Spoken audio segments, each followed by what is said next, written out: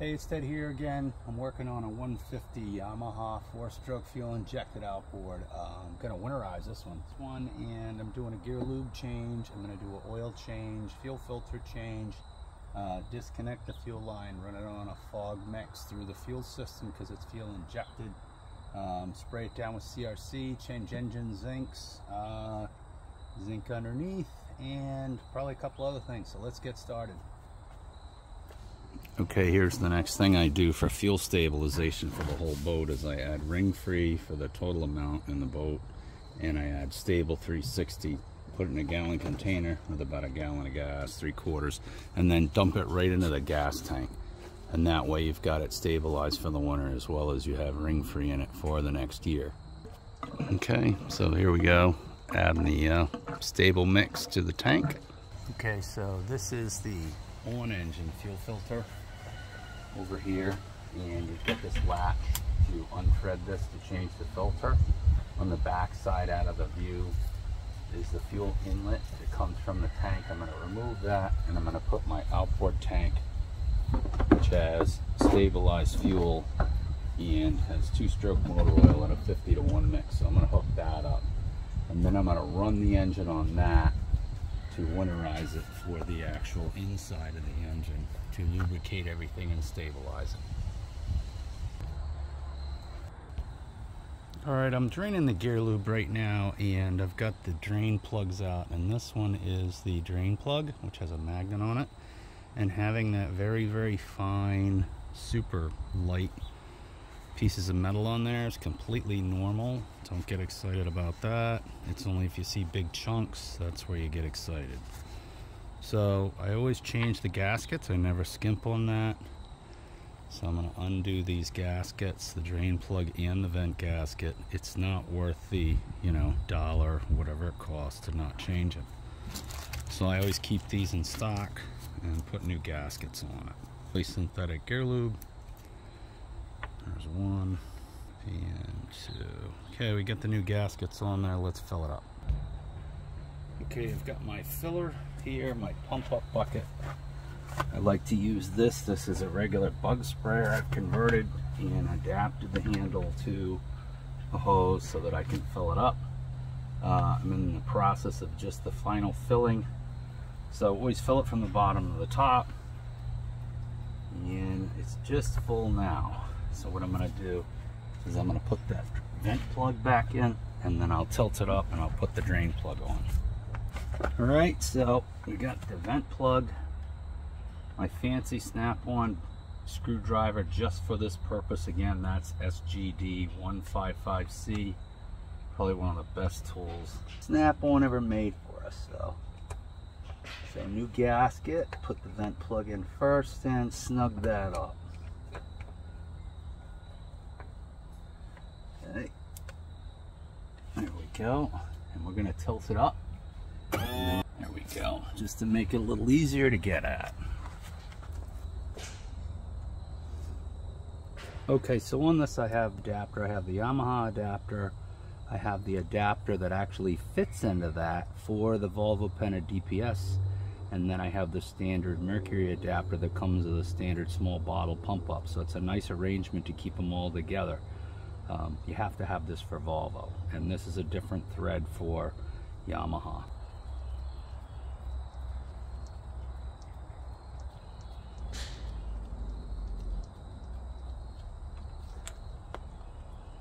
There we go. Magic screwdriver.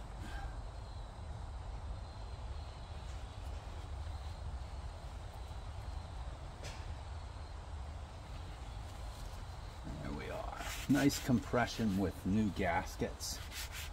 You just spring them up to their snug, and then maybe 1/8 of a turn, not too tight, and the gasket holds that tension on them all summer long.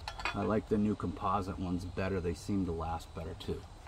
Next we'll do fire it up, get it warmed up for an oil change. Okay, another good thing to do every time you're going to winterize or store an outboard for a long time, take the prop off, re-grease the shaft, look in there for fishing lines. So I've already pulled that off. Retighten that. It takes 1 1/16" socket, 1/16 or a 27mm socket to loosen it up. And then I just put a board up here when I'm going to tighten it, and the same in reverse. I put a big block of wood against the propeller in here to loosen it up. Okay, another thing I always do is I've had these where they get really sticky, so I've got my T9 bow shield here ready to go to lube that up. And front hatch, pick the engine hatch up.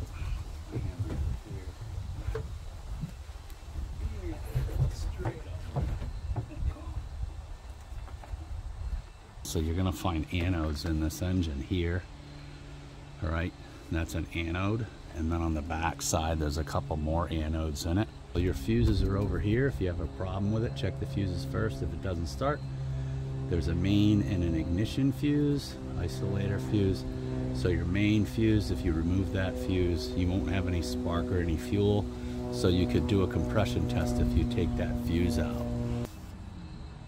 Okay, these covers just pop right off, so just pull it out. There's little grommets that hold it in place. There's one here and one over here, and then one down on the bottom that hold it in place, and that's what those recesses are for here. This is a waste ignition system, which means 2 spark plugs are fired simultaneously, so an opposite stroke. So number 1 and number 4 are fired, and number 2 and number 3 are fired. So 1 and 4 at top dead center, 1's on compression, 1 is on exhaust. 2 and 3 then fire after that, and they're on in compression and exhaust. So they alternate which way the current flows in them based on the compression and what the pressures are in the cylinder. So in this recess here, there is a anode here. So you're going to take this bolt out on the top, pull the anode out. There's another one on the bottom as well. There's one down here on the bottom. There's another anode down here. So there's 1, 2, 3 anodes on this. Coming around the other side here a little bit, just to give you a little show and tell, here is you have your fuel rail here. There's your pressure tester. You have your injectors plugged in, 4-cylinder, 4 injectors. All right, before I fire it up, I'll show you I've got my anodes ready. That even comes with bolts in the kit. I've got my anodes for the inside of the engine, even with gaskets for them. And I've got my oil filter. And here is the on-engine fuel filter, and I also have the large fuel water separator that this takes. And that's mounted underneath inside the bolts. So I typically use Yamaha parts as much as I possibly can, just because it's OEM parts. If an OEM part fails, it protects the engine. If it fails and the engine gets damaged, then Yamaha back their part up. If I used an aftermarket part, then that part will not be warranted against damage to the engine, only to damage to the part. So that's why I try to use OEM parts as often as I possibly can. Just to give you a sound of it, runs really well.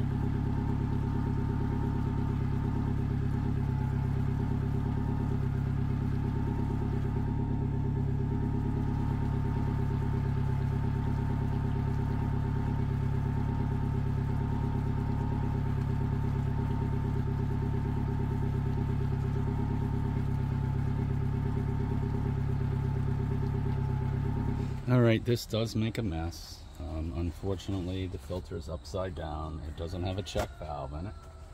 I wish that they would make a oil filter like Volvo Penta and their D4, D6 does, with a check valve in it. So I always just take lots of rags. You can use oil absorb pads, you got them. I don't have any right now.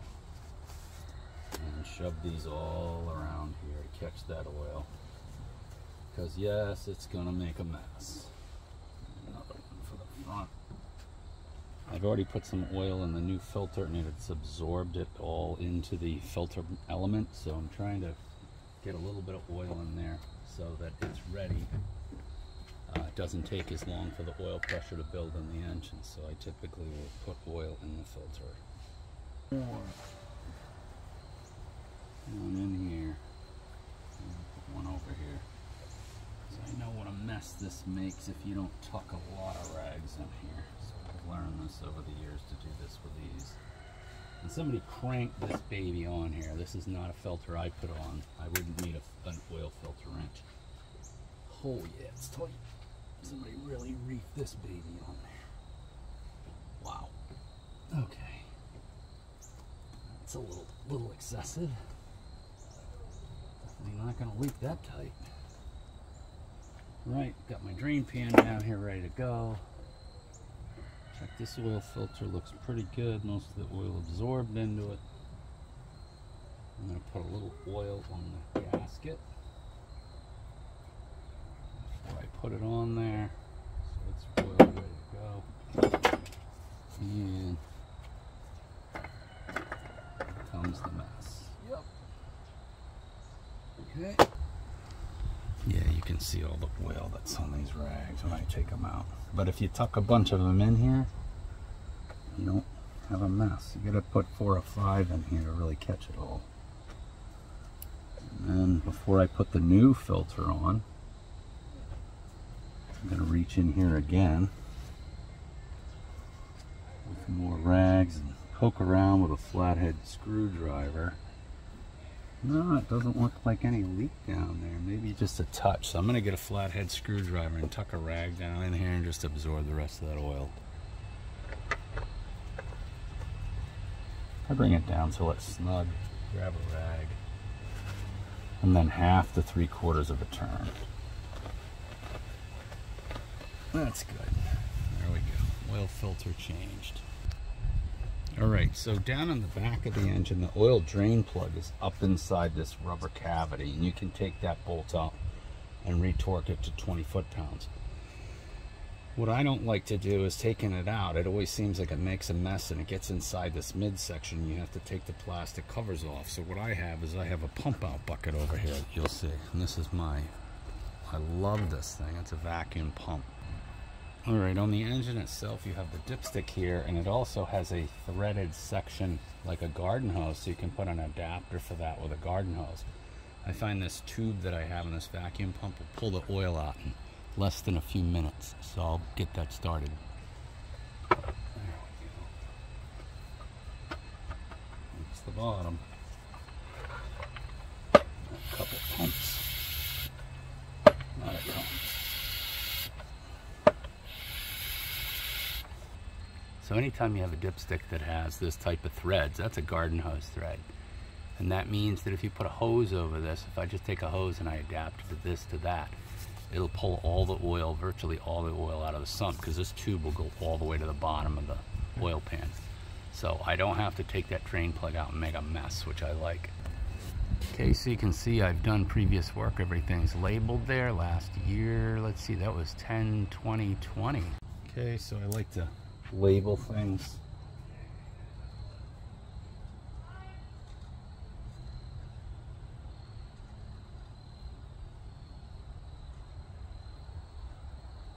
Interesting, it's the 22nd of 2022.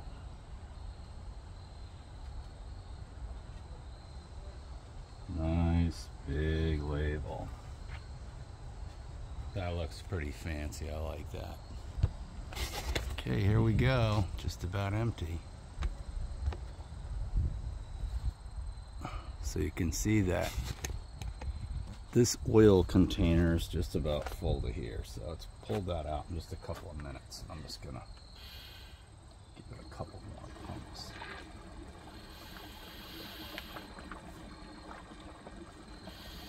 Definitely the capacity of that engine. So while I was labeling the oil filter and getting some other things ready, the oil's pumped out, so that's good. So we're done with pumping the oil out. Oil fills up top here, where we're gonna fill it up. I'm gonna put oil in it now. Okay, so I put 5 quarts in it, and that is about dead flush. And I haven't run it yet with the oil filter to fill the oil filter. You got to do that. And that is 3/4 up the full line. So I suspect when I start it up, it'll drop down to close to half, which is fine. So for a F150 here, 4-stroke, 5 quarts of oil is your magic number. All right, I'm going to install my Snap-on fuel pressure gauge. I've had this for, I don't know, 30, 35 years, a long time. So I've got my adapter. Rub that on there.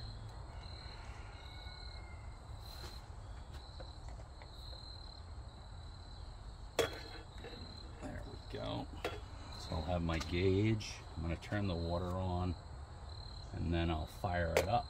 And the other thing I like to do during winterization is I like to verify what that fuel pressure is. So I'm gonna go turn the water on and fire it up, and you can see what the fuel pressure gauge is.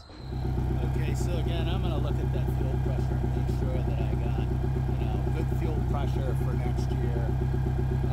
36, 37 PSI here at idle.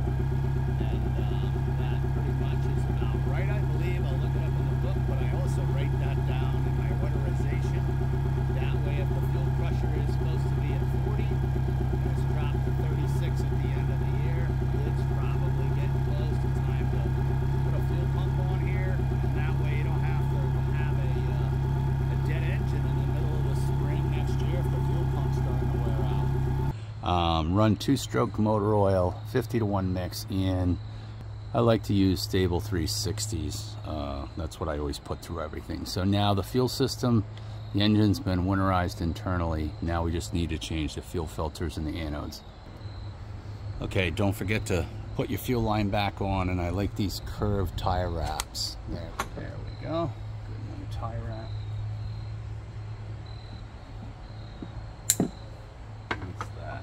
Fuel line's back on. So we're gonna reach in here and take that 12mm bolt out.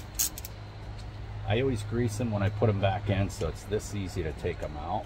Most people don't even know they're here that are boat owners. And then once I get that bolt out, I'm gonna reach in there with a pair of pliers or a long needle nose, whatever you got. I got some stork needle nose, and wiggle it and pull it out. And there's the anode. So it doesn't look that bad. It's been 2 years, but what I really want to do is I want to change this because it's oxidized on the outside and it's not going to do its job. So this really protects the inside of the engine. Really nice idea that Yamaha came up with. So I'm going to change that out and put it back in. All right, I've got the pieces and parts here. Got the old one. So there's the piece. Here's the new gasket. You could reuse the old gasket if you want. I just find that it's just easier to use everything new. So what's going to happen is you have this hex head, and I found that aftermarket ones don't work, so I only use the Yamaha ones. They don't fit, they're not the right length. So you can tell that this is a Yamaha one, it's the same length. So the gasket's going to fit in this groove like this. This piece gets threaded on here. What I do is I back this up. This is a 10mm nut. So what I'm going to do is I'm going to back that out just a little bit, and I'll show you why. So I back this up because it's threaded inside the housing. So I'm going to back that out just a little bit. Now, remember the gasket's going to sit against that housing like this. So I take the new gasket, slide this over it, right? So it fits right like that. And then what I'm gonna do is when I get to that point, I can take my 10mm wrench, all right? And then I can hold this with pliers. It won't hurt it to hold it with pliers. And then tighten that down, just like that. And then there's your new gasket. Now for an added resistance to corrosion, I put a touch of grease on the outside of this just so it'll slide on the housing real well. But you got a good bond here and you got a good bond here, so you want to make sure this housing is clean, right? Just wipe it off with a rag, make sure there's no grease or anything on here. So you get a good connection to the block, and you get a good connection to the bolt, and a good connection to the anode, and that seals it all up. So now we're going to slip those back on the engine and snug those bolts up. I've got some grease on the outside of that. I'm just going to take my long needle nose pliers. I'm going to slip that in there and then see if I can't seat it with that new gasket, and then the bolts lined up, and then I'm going to tighten that bolt up, and that makes it pretty much waterproof. Okay, we're going to slip that bolt back in there, get that started. Always want to put it in by hand. And we're going to torque this to 6 foot-pounds or 72 inch-pounds. And there we go. Okay, so there you go. We got the anode back in there. We've got the other one on the bottom I got to do, and the one on the exhaust. So that's changing the anodes. All right, I got the bolt on. I'm going to reach in there and grab that lower one and give it a little wiggle. pull it out. And there's that one. So we're going to change that.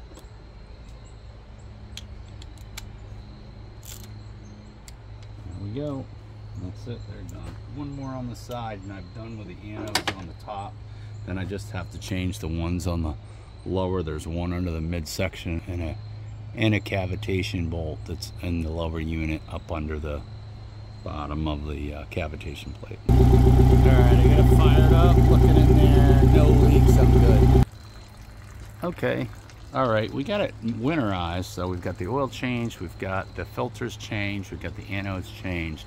I've run the mixture of 2-stroke motor oil and stabilizer through it, and then I add stabilizer to the fuel tank with a gallon of fuel.